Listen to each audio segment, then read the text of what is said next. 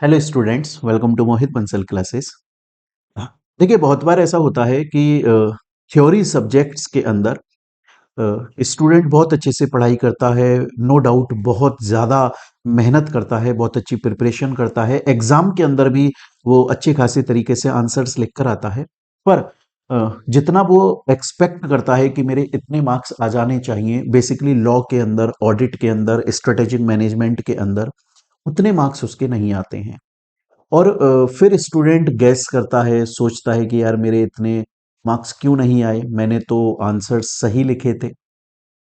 बहुत बार वो इंस्टीट्यूट से नाराज भी होता है कि शायद इंस्टीट्यूट ने बेफालतू में मेरे मार्क्स काट लिए, जबकि मेरे को फुल मार्क्स मिलने चाहिए थे।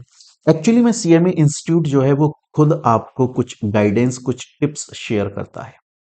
सीएमए इंस्टीट्यूट बोलता है कि देखिए, जो थ्योरी क्वेश्चंस हैं, थ्योरी सब्जेक्ट के अंदर जब आप आंसर्स लिखें तो कुछ चीजें हैं, कुछ पॉइंट्स हैं, उनको ध्यान में रखें ताकि आप लोगों के थ्योरी सब्जेक्ट्स के अंदर ज्यादा मार्क्स आने की प्रोबेबिलिटी, चांसेस बढ़ जाते हैं। और सीएमए इंस्टीट्यूट ने अपनी ऑफिशियल वेबसाइट के ऊपर कुछ पॉइंट्स बताए हुए हैं। हम एक बार देख लेते हैं कि आखिर वो क्या पॉइंट्स हैं। सबसे पहली बात सीएमए इंस्टीट्यूट बोलता है, answer to the point and brief.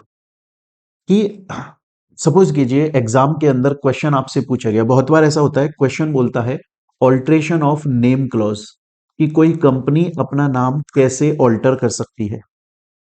Student answer लिखना स्टार्ट करता है ऑल्ट्रेशन ऑफ, सबसे पहले एमओए के बारे में। फिर वो बोलता है कि देखो, कंपनी अगर चाहे तो अपना रजिस्टर्ड ऑफिस भी ऑल्टर कर सकती है, ऑब्जेक्ट क्लॉज भी ऑल्टर कर सकती है। सीएमए इंस्टीट्यूट बोल रहे हैं कि आपसे जो क्वेश्चन पूछा गया है, टू द पॉइंट आंसर दीजिए। अगर आपसे बात की जा रही है कंपनी के नेम क्लॉज को ऑल्टर करने के लिए, तो सिर्फ कंपनी का नाम कैसे चेंज होता है उसी के बारे में बात कीजिए, टू द पॉइंट रहिए।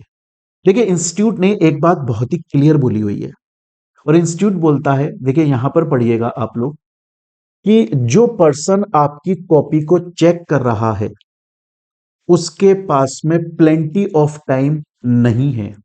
उसके पास में इतना टाइम, देखो, valuer do not have ample time to read your answer. जो पर्सन आपकी कॉपी चेक कर रहा है उसके पास एम्पल, इनफ, पर्याप्त समय नहीं है।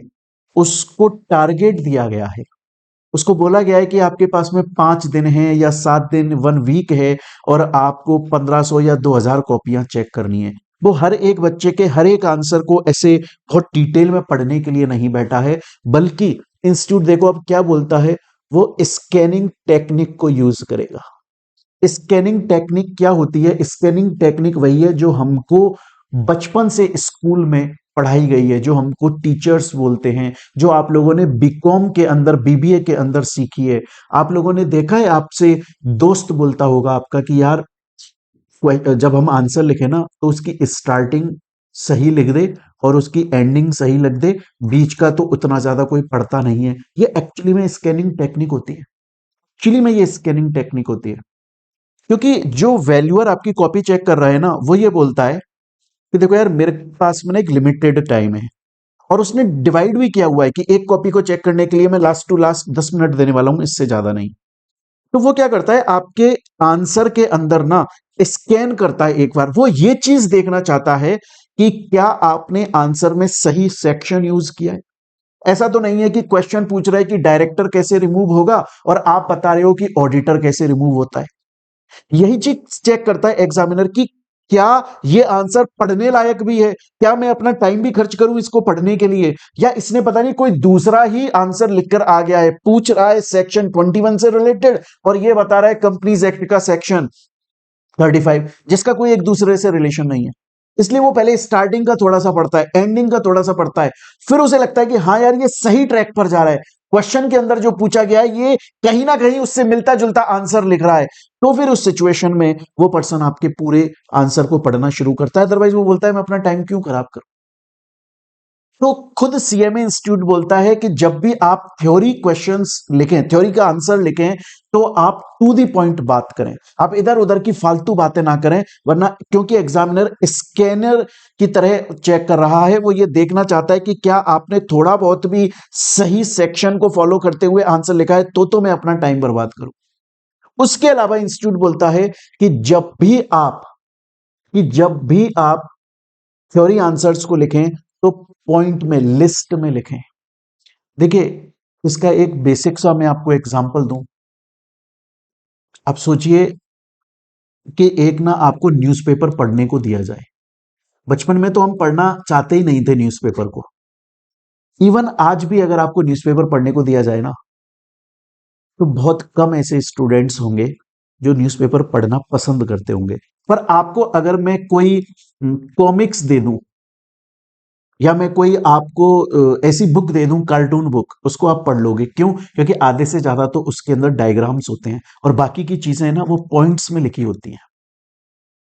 जो पर्सन आपकी कॉपी चेक कर रहा है ना, मैं सच बोल रहा हूं आपको, वो इसलिए कॉपी नहीं चेक, आपको बुरा लगेगा शायद, ये स्टेटमेंट गलत लगेगा, वो आपकी कॉपी इसलिए चेक नहीं कर रहा है कि आप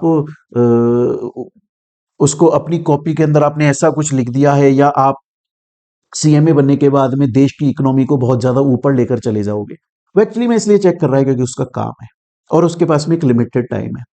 वो चाहता है कि आप हेल्प करो, आप उस पर्सन की हेल्प करो अपनी कॉपी को चेक कराने में। अब अगर आप पैराग्राफ के अंदर आंसर लिखते हो कि यहां से स्टार्ट हुआ आपका आंसर और वो चलता जा रहा है, चलता जा रहा है, चलता जा रहा है और यहां पे खत्म हो रहा है, मजा नहीं आएगा।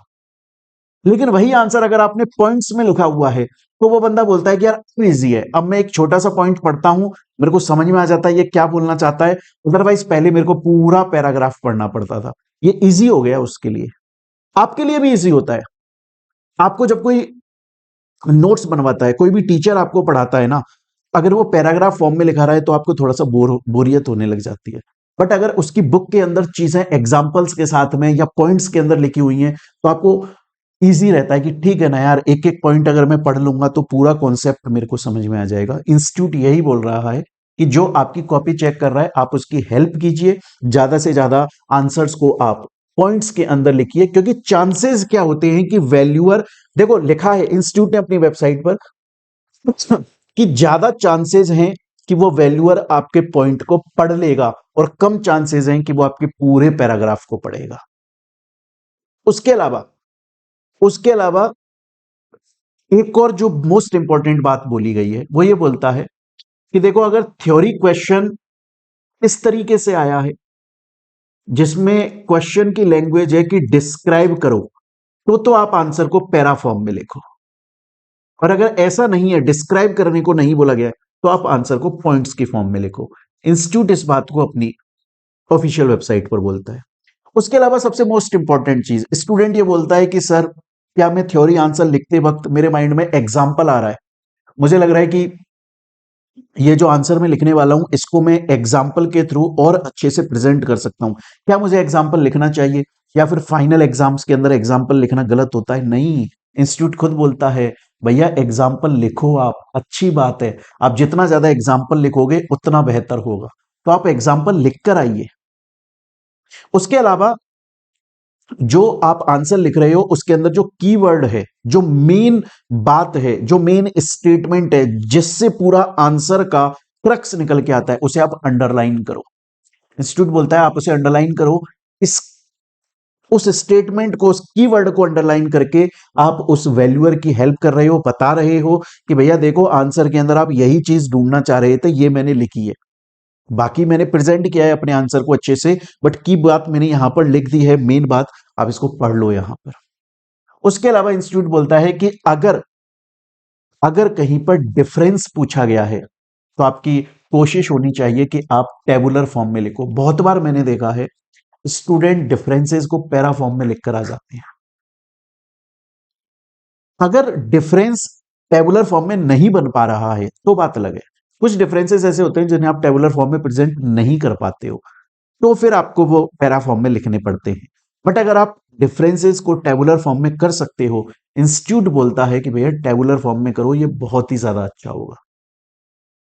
उसके अलावा देखो, जो पॉइंट वाली बात है ना, उसको दूसरी लैंग्वेज में दोबारा से इंस्टीट्यूट बोल रहा है कि आप लंबा जो आंसर लिख रहे हो, या पूरा का पूरा एक इतना बड़ा पैरा लिख रहे हो डिस्क्रिप्टिव आंसर, उसको अवॉइड करो और उसको छोटे छोटे छोटे छोटे पॉइंट्स में लिखो, क्योंकि उतना बड़ा पैरा नहीं पड़ेगा वैल्यूअर। और मैं आपको सच बात बताऊं, मैंने ना कॉपियां चेक होती हुई देखी हैं। हमने इंस्टीट्यूट्स में ऑफलाइन में बहुत पढ़ाया है, और काफी सारे टीचर्स हमारे पास में बैठकर कॉपियां चेक करते थे। मैंने देखी हुई है। और जब कोई बड़ा ऐसा आंसर आ जाता था ना, तो वो बोलते थे कि अरे यार, अब कौन पढ़ेगा इसको। एक्चुअली में ना, कॉपी आपको चेक करवानी होती है एग्जामिनर से। आपको अपनी कॉपी इस तरीके से प्रेजेंट करनी पड़ती है कि उस बंदे की मन करे आपकी कॉपी चेक करने का। जैसे मैं आपको बताऊं, आप देखिए, मेरी जो हैंडराइटिंग है ना, वो अच्छी नहीं है। मैं ये बोलता हूं कि मेरी हैंडराइटिंग बिल्कुल भी अच्छी नहीं है। पर मैं आपको इस बात की गारंटी देता हूं, अगर कोई मेरी कॉपी को चेक करेगा ना, तो वो नाराज नहीं होगा, फ्रस्ट्रेट नहीं होने दूंगा मैं उसे। मेरी हैंडराइटिंग बिल्कुल भी अच्छी नहीं है, पर मैं जब लिखूंगा ना, तो मैं पॉइंट्स में लिखता हूं। पहली बात तो आंसर राइटिंग भी मैंने इतनी सारी करवाई है आपको, सब में मैंने बोला है पॉइंट्स में आंसर लिख कर आओ। और मैं काफी मोटा मोटा लिख देता हूं, इतना मोटा कि चाहे से हैंडराइटिंग खराब है, लेकिन फिर भी बंदा जो पढ़ रहा है उसे समझ में आ जाएगा। मैं लिख कर आ जाता हूं, एज पर प्रोविजंस ऑफ। अब देखो, यही आप लिखोगे ना, तो आपकी राइटिंग हो सकता है हैंडराइटिंग मेरे से 100 गुना अच्छी है। बट मेन चीज मैटर करती है कि जब आप आंसर लिख रहे हो, तो दोनों के बीच में कितना स्पेस आपने दिया है, कितना बड़ा आप लिख कर आ रहे हो। सबसे मेन बात, जो बंदा आपकी कॉपी चेक कर रहा है, कहीं वो फ्रस्ट्रेट तो नहीं हो रहा है उस चीज से। उसके अलावा देखिए, इंस्टीट्यूट ये बोलता है कि बहुत बार ऐसा होता है कि आप जब आंसर लिख रहे हो, तो बीच में कुछ पॉइंट्स को भूल जाते हो। जैसे एग्जाम्पल के तौर पे सपोज कीजिए, आप आंसर लिख रहे हैं, आंसर 3 का ए पॉइंट का आंसर लिख रहे हो। आपने फर्स्ट पॉइंट लिखा, सेकंड लिखा, थर्ड लिखा, कुछ पॉइंट आप भूल गए। इंस्टीट्यूट बोलता है उसको ना यहां पर अभी ब्लैंक छोड़ दो, और फिर नेक्स्ट आंसर लिखना स्टार्ट कर दो नेक्स्ट पेज पर। क्योंकि आप जब आगे वाले आंसर्स को लिखोगे ना कहीं जो पॉइंट आप भूल गए थे वो आपको याद आ जाएगा, और यहां पर उसको वापस आकर लिख देना। कोई दिक्कत वाली बात नहीं है, बीच में छोड़ दो उनको। इसके अलावा इंस्टीट्यूट ये बोलता है कि अगर आप थ्योरी एग्जाम दे रहे हो, बेसिकली लॉ का अगर आप एग्जाम दे रहे हो या ऑडिट का दे रहे हो, और अगर आप कहीं पर केस लॉ का रेफरेंस देना चाहते हैं या सेक्शन का रेफरेंस देना चाहते हैं, अगर आप 200% श्योर हैं, तो ही आप केस लॉ या सेक्शन का रेफरेंस दीजिए, अदरवाइज मत दीजिए। क्योंकि केस लॉ या सेक्शन लिखने से आपको मार्क्स मिलेंगे, इस बात की गारंटी नहीं है, बट गलत लिखने से मार्क्स कट जाएंगे, इसका 100% गारंटी है। And last and most important बात जो सीएमए इंस्टीट्यूट बोलता है, कि आप सीएमए फाइनल के अगर स्टूडेंट्स हैं, इंटर के स्टूडेंट्स हैं, तो भी बहुत मैच्योर हो चुके हैं, और अगर आप फाइनल के स्टूडेंट्स हैं, तो भी आप जितने ज्यादा प्रैक्टिकल एग्जाम्पल्स देंगे, जितना ज्यादा आप केस लॉ या सेक्शंस लिखेंगे, उतनी आपकी कॉपी मैच्योर और प्रोफेशनल लगेगी, और उतना ज्यादा आपके लिए पॉजिटिव इंप्रेशन क्रिएट होगा वैल्यूअर के दिमाग में। सीएमए इंस्टीट्यूट देखो खुद एक बात बहुत बहुत ज्यादा अच्छे से बोलता है, कि जो फर्स्ट इंप्रेशन होता है ना, आपकी कॉपी का जो फर्स्ट इंप्रेशन होता है, वो एग्जामिनर के वैल्यूअर के दिमाग में फिट हो जाता है, और आपकी कॉपी को वो एंड तक उसी तरीके से चेक करता है। तो ऐसा बहुत बार होता है कि आपने थ्योरी एग्जाम की बहुत अच्छी प्रिपरेशन करी, बहुत मेहनत करी, आंसर भी लिख कर आए आप, पर कहीं ना कहीं हम कुछ चीजों को भूल गए। हमें ये सीएम इंस्टीट्यूट ने खुद ने अपनी ऑफिशियल वेबसाइट के ऊपर देखिए हमें ये सजेशंस दिए हुए हैं, जो कि हमें ये फॉलो करने चाहिए। इसके अलावा इंस्टीट्यूट एक बात और बोलता है, वो बोलता है कि यार कोई जरूरी नहीं है ना कि आप एकदम सीक्वेंस में ही आंसर लिखो। ऐसा तो नहीं है कि पहले आप आंसर 1 को अटेम्प्ट करो, देन 2 को अटेम्प्ट करो, देन 3 को करो, 4 को करो, 5 को करो, कोई जरूरी नहीं है। अगर आपको लगता है कि आंसर 5 का आंसर आप क्वेश्चन 5 का आंसर पहले लिखना चाहिए और बहुत अच्छे से आता है, आप उसको पहले लिख दो। उसके बाद में चाहे से आप क्वेश्चन 7 को लिख दो, उसका आंसर लिख दो। सीक्वेंस अपने हिसाब से बना लो, बट आपका टारगेट, आपका जो पर्पस, एम होना चाहिए, वो यही होना चाहिए कि मैं जो भी आंसर लिख रहा हूं या लिख रही हूं, वो एकदम एक्यूरेट है, टू द पॉइंट है। मैं एग्जांपल्स के साथ में उस चीज को मेंशन करके लिख रही हूं। तो मुझे लगता है स्टूडेंट्स, एक बार आपको ये फॉलो करना चाहिए, ये आप लोगों के लिए बहुत हेल्पफुल रहेगा। इवन सीएमए इंस्टीट्यूट की अपनी वेबसाइट के ऊपर ये बातें मेंशन की हुई हैं। तो अगर आपको ये वीडियो हेल्पफुल लगती है बच्चों, तो आप इसे अपने फ्रेंड्स के साथ में जरूर शेयर करें, सीएमए के इंटर एंड फाइनल स्टूडेंट्स के साथ में, ताकि उनको भी हेल्प मिल सके और एग्जाम्स के अंदर वो भी कहीं ना कहीं थोड़ा बहुत एक्स्ट्रा एज ले सकें और थोड़े ज्यादा मार्क्स सिक्योर कर सकें। मिलते हैं स्टूडेंट्स हम लोग अपनी नेक्स्ट वीडियो के अंदर। Till then thank you, take care मेरे प्यारे बच्चों।